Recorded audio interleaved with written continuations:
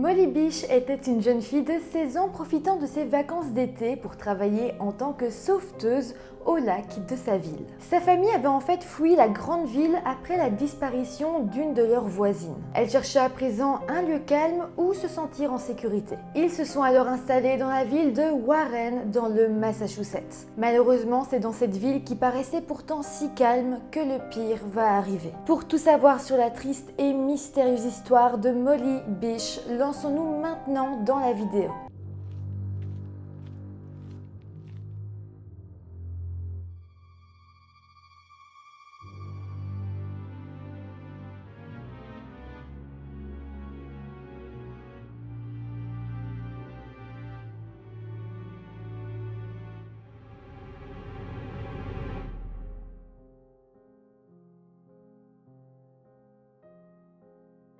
Hello tout le monde, j'espère que vous allez bien. Aujourd'hui, je vous retrouve avec une histoire que je ne connaissais pas, que j'ai découvert il y a très peu de temps et qui m'a encore une fois très touchée. C'est l'histoire d'une adolescente qui disparaît en 2000 et toute l'enquête sur sa disparition va durer jusqu'à aujourd'hui. Même si aujourd'hui, on peut dire que cette histoire est encore un cold case, vous allez voir, on sait beaucoup de choses sur ce qui est arrivé à Molly. Avant de commencer, comme d'habitude, je vous rappelle de vous abonner à la chaîne si ce n'est pas encore fait.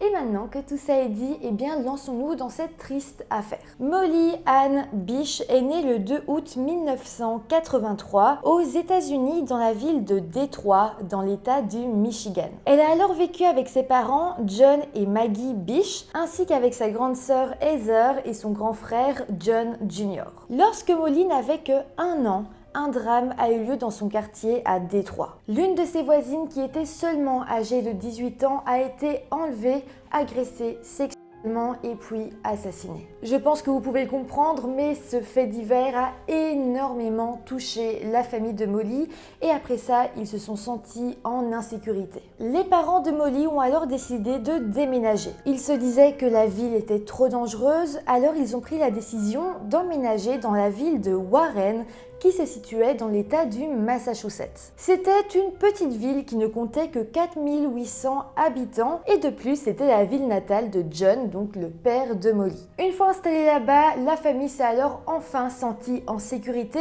et ils avaient même la certitude que rien de mal ne pourrait leur arriver dans cette ville si paisible. Pour vous dire, les habitants de la ville avaient même pour habitude de laisser leurs portes ouvertes et les parents n'avaient aucune crainte à laisser leurs enfants jouer dans les rues. La vie de la famille a alors continué et effectivement, ça a été très calme pour eux. En 2000, Molly avait alors 16 ans et à cette période, sa sœur Heather et son frère John Jr.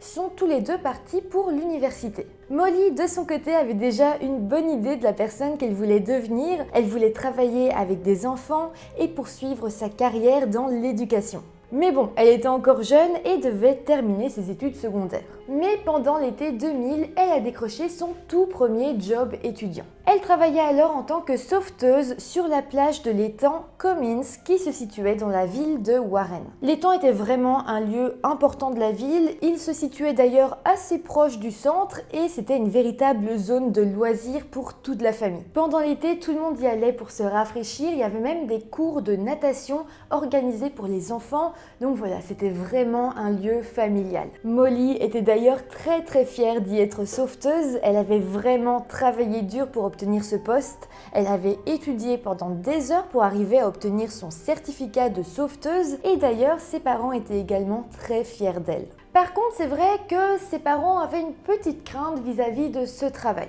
L'étang se situait en fait dans une zone entourée de bois et ils étaient un petit peu inquiets que leur fille y reste toute la journée, même pendant les heures creuses où il n'y avait pas grand monde. Mais bon, elle a commencé son travail le 19 juin 2000 et tout s'est très bien passé, elle a adoré. Il faut savoir qu'elle commençait vers 10h du matin, par contre elle essayait de venir un peu en avance, genre 20 minutes en avance, pour pouvoir un petit peu se préparer et s'installer avant l'arrivée des premières personnes. Et donc effectivement, de 9h40 jusqu'à l'arrivée des premières familles, elle était toute seule sur place. Mais donc voilà, la première semaine s'est très bien passée, mais tout va changer le mardi 27 juin 2000. Ce jour-là, comme d'habitude, Maggie, donc la maman de Molly, a conduit sa fille à l'étang pour sa journée de travail. Cette fois-ci, elle était arrivée pile à l'heure parce que Maggie l'avait déposée sur place à 9h58 du matin. Sur place, Molly s'est rendue dans le hangar voisin afin d'y récupérer tout son équipement de travail. Et puis, c'est vers 10h20 que les premiers visiteurs sont arrivés à l'étang. Il s'agissait d'une femme avec ses 2 enfants. Mais voilà, cette mère de famille, quand elle va arriver, elle va trouver ça bizarre parce que la secouriste ne semblait pas être là. Par contre, elle va quand même remarquer que les effets personnels de cette secouriste se trouvaient tout de même à côté de sa chaise. Déjà, elle va remarquer son sac à dos. Il était posé sur un banc à proximité et il était ouvert. Sur le dos de ce banc, il y avait aussi une serviette de plage et juste devant, il y avait des sandalettes. Cette mère de famille va également remarquer que la radio de la sauveteuse ainsi que sa bouteille d'eau, son sifflet et son déjeuner se trouvaient à côté de sa chaise. Et le plus perturbant aussi, c'est que toujours à côté de sa chaise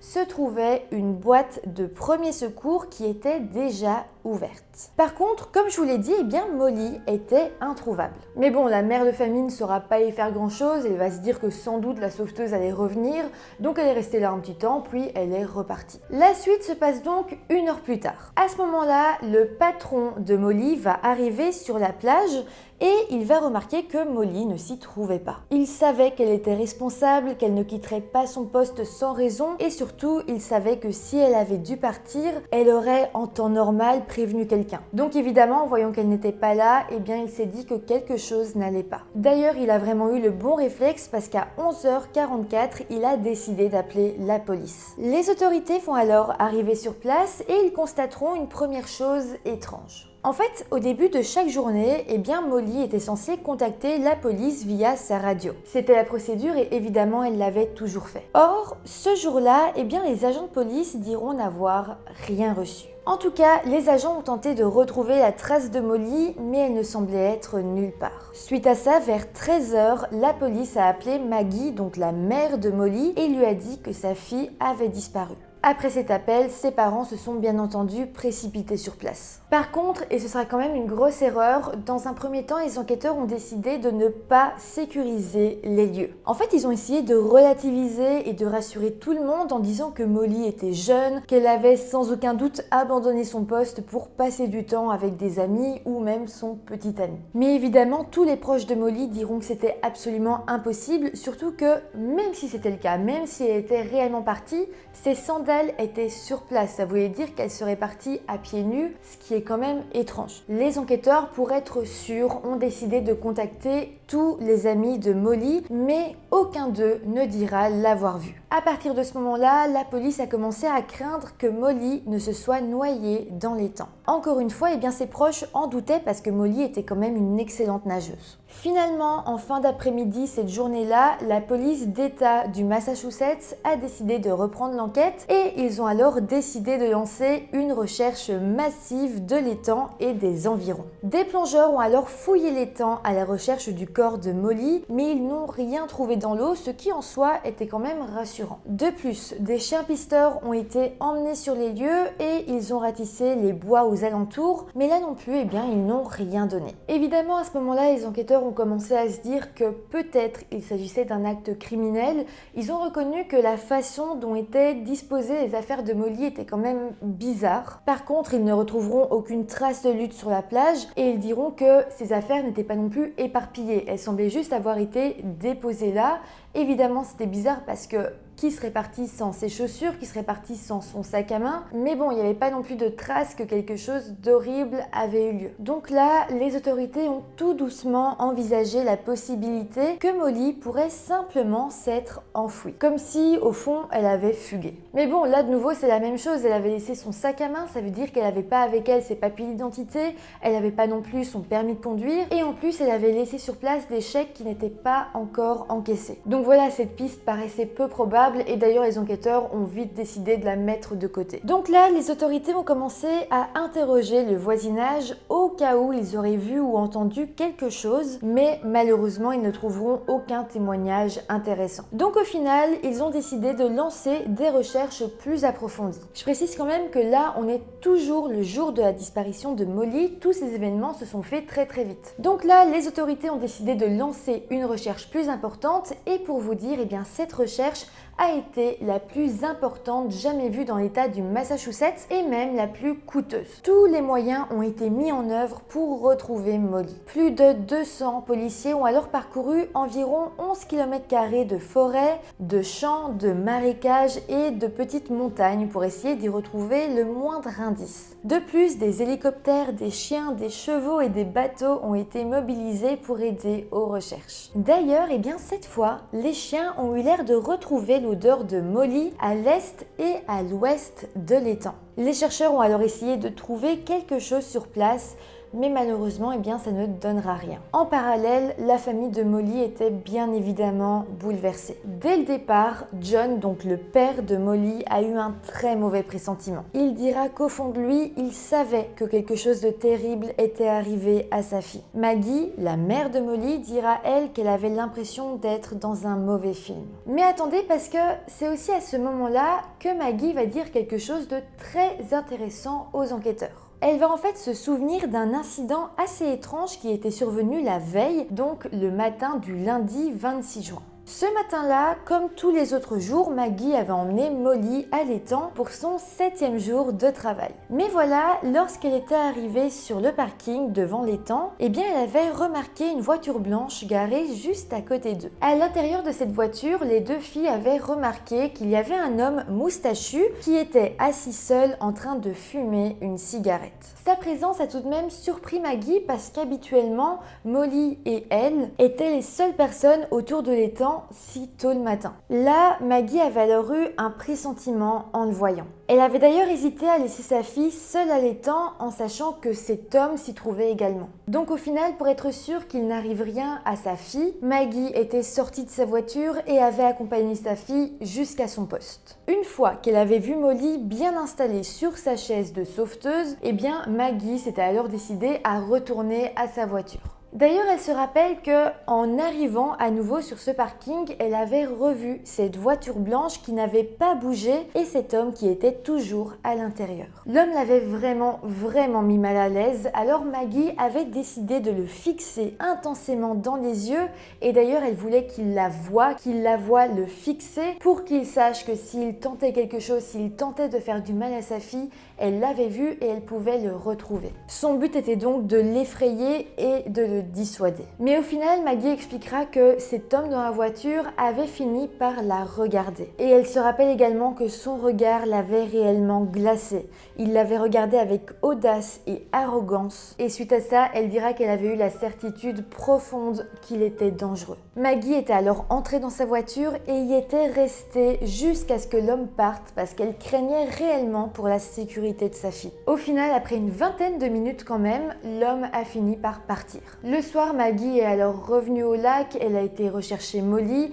et elle a été rassurée en voyant qu'elle allait bien. Donc voilà, ça c'était donc la veille de la disparition de Molly. Le lendemain, comme je vous l'ai dit, Maggie a alors encore une fois accompagné sa fille à l'étang et elle avait d'ailleurs été rassurée parce qu'elle n'avait pas vu la voiture blanche sur place. Par contre, elle n'était pas seule sur le parking parce qu'il y avait un camion qui déchargeait des sacs de sable pour la plage. D'ailleurs, Maggie a réalisé que le camion venait d'une entreprise locale et ça l'a beaucoup rassurée. Au moins, elle voyait qu'en laissant sa fille là, elle ne serait pas toute seule et évidemment, c'était rassurant. Donc voilà, suite à ça, elle a laissé Molly aller seule à son poste et elle est partie en étant rassurée en se disant que tout irait bien. Malheureusement, comme vous le savez, quelques heures plus tard, elle recevra un appel de la police lui disant que sa fille avait disparu. Mais pour en revenir à l'enquête, en entendant le récit de Maggie, les autorités vont évidemment placer cet homme dans la voiture blanche comme suspect principal. Ils ont alors mis au point un portrait robot de cet homme qui a ensuite été rapidement rendu public. Avec ça, de nombreux détails sur la voiture qu'il conduisait ont également été publiés. Et finalement, un témoin s'est rapidement manifesté. Il expliquera à la police avoir vu une voiture blanche le matin de la disparition de Molly près d'un lave-auto sur la rue Commons Pond Road, donc très proche de l'étang. De plus, le chauffeur du camion de sable qui était sur le parking de l'étang ce jour-là là va également témoigner et il dira avoir vu une voiture blanche sur le parking quelques instants seulement avant l'arrivée de Molly et sa mère. Un autre homme va aussi témoigner et il dira que lui aussi avait vu une voiture blanche un peu plus tard dans la matinée sur un petit chemin qui reliait le cimetière à l'étang. De plus, une personne ira voir la police et dira avoir entendu des cris venant de l'étang dans la matinée. Avec tout ça, les enquêteurs ont alors pu élaborer une théorie. Il était fort possible que le suspect soit venu sur le parking de l'étang, mais que, un peu avant l'arrivée de Molly et sa mère, il avait décidé de plutôt se garer sur le parking du cimetière en se disant que là-bas il serait plus à l'abri. On se dit qu'ensuite il aurait sans doute marché sur le chemin qui reliait le cimetière à la plage de l'étang et que sur place il aurait forcé Molly à le suivre et l'aurait ramené dans sa voiture. Si cette théorie est la bonne, ça veut donc dire que le suspect pourrait avoir conduit n'importe où. La police a alors décidé de mettre en place plusieurs barrages routiers. De plus, une grande recherche a été lancée dans les bases de données des enquêteurs et ils ont essayé de trouver une correspondance physique entre des personnes ayant été condamnées par le passé et le portrait robot du suspect. Mais malheureusement, aucune correspondance ne sera retrouvée. Finalement, au bout d'un moment, voyant que les choses n'avançaient pas énormément, les parents de Molly ont décidé de passer à l'action. Ils ont alors décidé de créer une chaîne de mail pour diffuser la photo du suspect. Donc c'est-à-dire qu'ils demandaient à leurs contacts de partager à leurs contacts et ainsi de suite. Ça a pas mal marché parce que grâce à ça, plus de 35 000 personnes ont reçu le portrait du suspect par mail. Suite à ça, la famille de Molly a alors décidé de créer un site web consacré à la disparition de leur fille et d'ailleurs ce site web a été consulté des milliers de fois. Malheureusement, malgré tout ça, l'enquête n'avancera toujours pas et pendant un an, cette affaire va devenir un cold case. Mais évidemment, les parents de Molly ont refusé d'abandonner leur fille. Maggie, donc sa mère, a alors contacté une célèbre dessinatrice du nom de Jane Boylan qui a alors accepté de la rencontrer. À leur rencontre, Maggie lui a alors demandé si elle accepterait de créer un dessin plus précis du suspect dans sa voiture et Jane a encore une fois accepté. Jane Boylan a alors mis 9 heures à produire ce dessin. Mais à la fin, Molly a réalisé qu'il manquait encore quelque chose et ce quelque chose sera en réalité la cigarette que l'homme tenait dans ses mains. Jane est alors restée éveillée jusque très tard dans la nuit pour rajouter ce détail qui n'en est pas vraiment un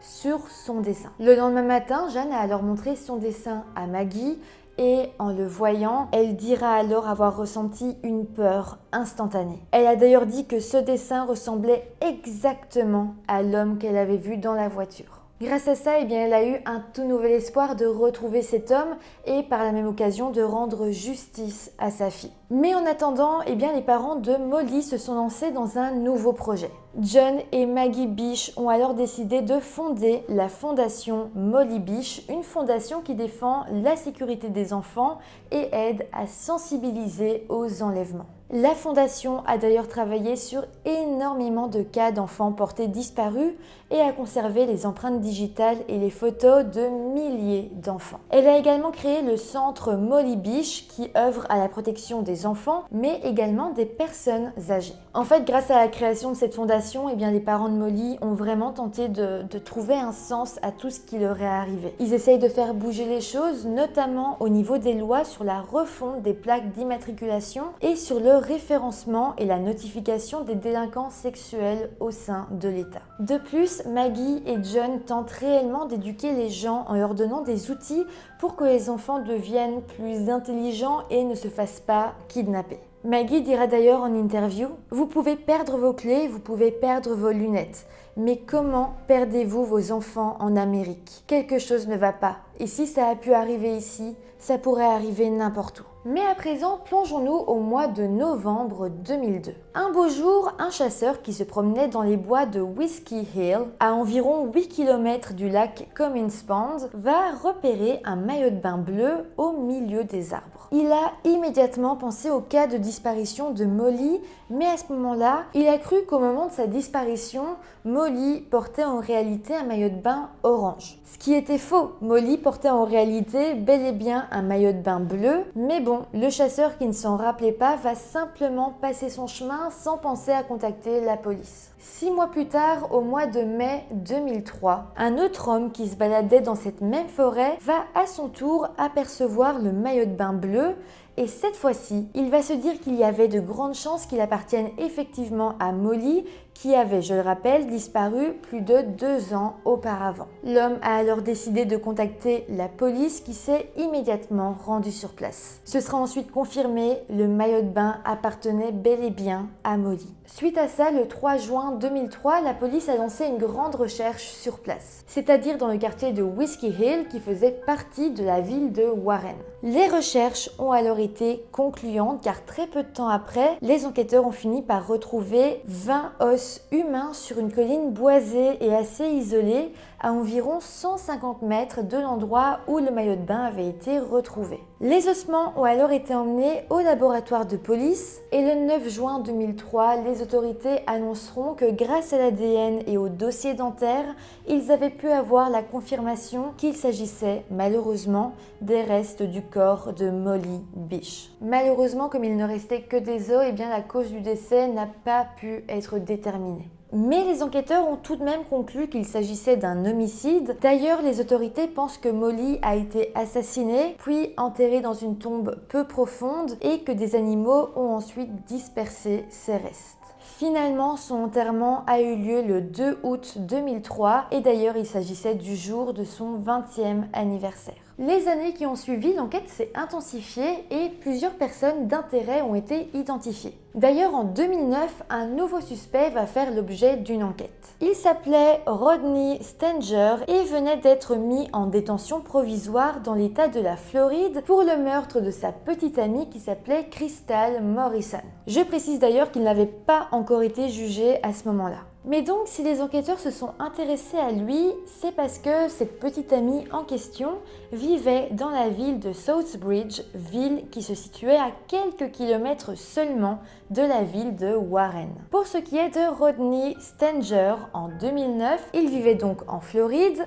Par contre, on va apprendre qu'en 2000 et même encore quelques années auparavant, il habitait lui aussi très proche de la ville de Warren. D'ailleurs, on apprendra qu'en 2000, il habitait en fait très proche d'un YMCA et ce YMCA en question, c'est là que Molly avait pris ses cours et avait passé son certificat pour devenir sauveteuse. Ce qui est encore plus perturbant, c'est qu'on va apprendre que Rodney avait fini par quitter l'État du Massachusetts en 2001 pour aller habiter en Floride, c'est-à-dire quelques mois seulement après la disparition de Molly. Donc là, on se rend bien compte qu'il y a plusieurs éléments qui pointent contre lui. Il avait probablement assassiné sa petite amie et en plus, il était extrêmement proche physiquement de Molly au moment de sa disparition. Mais ce n'est pas tout. La police retrouvera plusieurs documents dans ses archives et constatera qu'en 1993, Rodney avait été noté comme suspect dans le cadre du meurtre de la petite Holly Piirainen,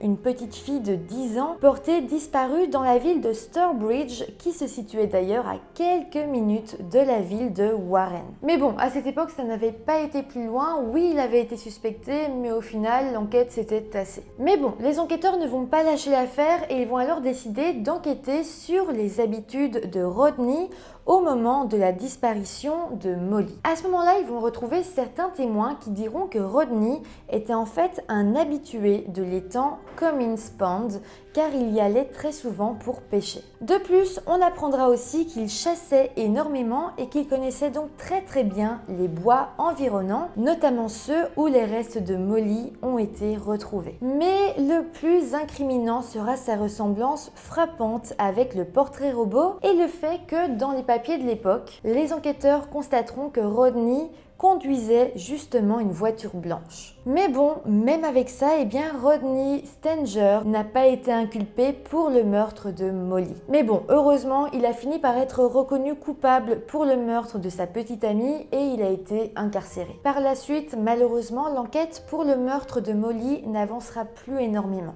Alors, je ne sais pas du tout pourquoi ils n'ont pas accusé Rodney Stanger, mais en tout cas, les enquêteurs ont semblé chercher d'autres personnes d'intérêt dans cette affaire. D'ailleurs, au mois de juin 2021, donc assez récemment, les Les enquêteurs ont alors rendu public un tout nouveau suspect dans l'affaire. Il s'appelait Francis Sumner Sr. et on va apprendre que depuis des années, les autorités avaient reçu plusieurs témoignages le désignant comme l'assassin de Molly. Ils diront également qu'en 2021, ils avaient reçu un nouveau témoignage encore plus précis et encore plus convaincant reliant Francis Sumner au meurtre. Mais bon, malheureusement, comme l'enquête est encore en cours, ils ne diront rien de plus. Par contre, on sait quand même quelques petites choses par rapport à Francis Sumner. On sait que c'était un homme avec un casier judiciaire de plus de 20 pages. Il avait d'ailleurs été reconnu coupable d'agression sexuelle aggravée et d'enlèvement en 1981. Sa victime était en fait une très jeune femme qu'il avait convaincue de venir à son appartement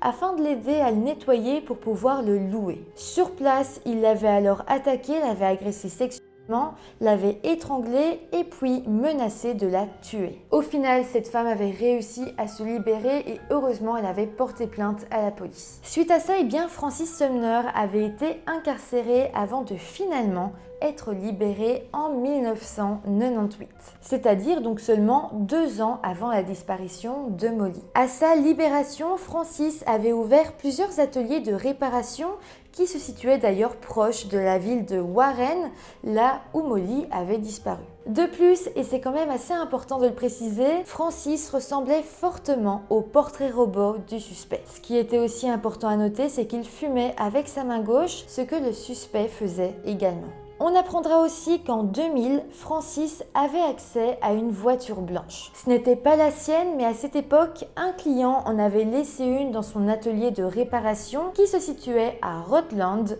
à une trentaine de minutes de la ville de Warren. Par contre, et malheureusement, les enquêteurs n'ont jamais réussi à interroger Francis parce qu'il est mort le 4 mai 2016 à l'âge de 71 ans. Par contre, il faut noter qu'au moment de son décès, il faisait face à plusieurs accusations criminelles, notamment pour non-enregistrement en tant que délinquant sexuel, mais également pour des menaces qu'il avait proférées, pour harcèlement et pour conduite désordonnée. Malgré sa mort, les enquêteurs n'ont pas désespéré d'arriver à prouver sa culpabilité. Au mois de juillet 2022, son fils a accepté de donner son ADN pour le comparer à celui retrouvé sur le maillot de bain de Molly. Et là, la police a été surprise de voir qu'il n'y avait aucune correspondance entre les deux. Malgré tout, aujourd'hui, il est encore considéré comme suspect et les enquêteurs ont déclaré que des tests supplémentaires devaient être effectués pour pouvoir l'exclure totalement ou pour prouver sa culpabilité. Donc voilà, aujourd'hui, en 2023, l'assassin de Molly n'a toujours pas été identifié. Mais heureusement, l'enquête reste ouverte et reste même active. Il existe d'ailleurs une récompense de 100 000 $ pour toute information menant à une arrestation. Voilà, c'est comme ça que se termine cette triste histoire. Je trouve ça tellement triste de voir à quel point la famille de Molly avait un besoin de sécurité. Ses parents avaient peur pour elle, ils avaient peur pour les frères et sœurs de Molly. Ils ont décidé d'habiter Warren parce qu'ils se disaient que c'était une petite ville tranquille. Et malgré tout, un malheur leur est arrivé. En faisant ce genre d'histoire, je me dis que vraiment des malheurs peuvent arriver partout, même si on a l'impression d'être suffisamment protégé. En tout cas, n'hésitez pas à me dire en commentaire tout ce que vous avez pensé de cette histoire. J'espère également qu'elle vous aura touché, qu'elle vous aura intéressé. Si c'est le cas, n'hésitez pas à mettre des petits pouces en l'air, ça fait toujours plaisir, ça me motive. Et puis n'oubliez pas de vous abonner à la chaîne. Et voilà, sinon moi je vous dis à très vite pour une nouvelle vidéo. Bye!